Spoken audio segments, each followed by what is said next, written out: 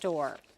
Residents in an eastern Iowa community are sharing mixed emotions after President Trump released a former meatpacking plant executive from prison this week.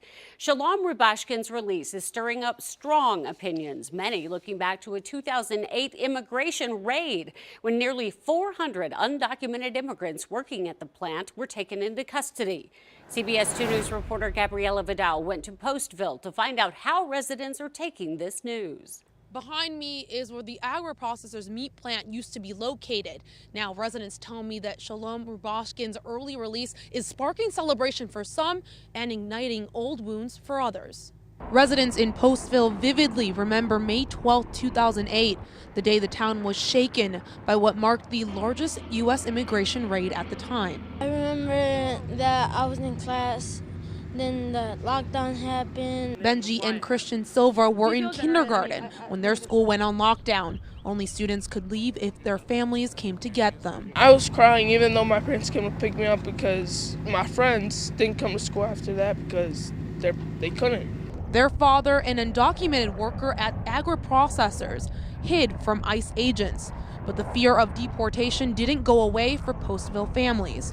Many immigrants sought refuge in local churches after the raid. The immigration system is so broken. A lot of those people had been here for 10 plus years.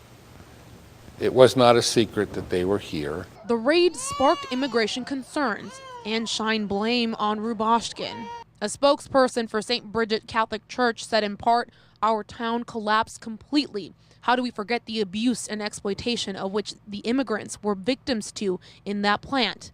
It is believed that Mr. Rubashkin knew it all and he allowed it." Allegations of child labor abuse and harboring undocumented immigrants never stuck in court. Rubashkin was sentenced to 27 years in prison for bank fraud and money laundering.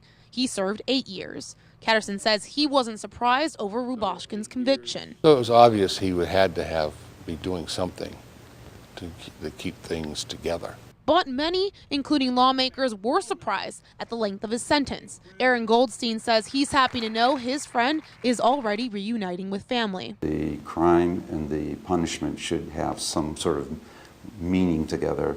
And I think President Trump brought that meaning back to the system. One pastor tells me he hopes residents will come together and start a conversation about Rubashkin's release, much like they've come together since the 2008 raid.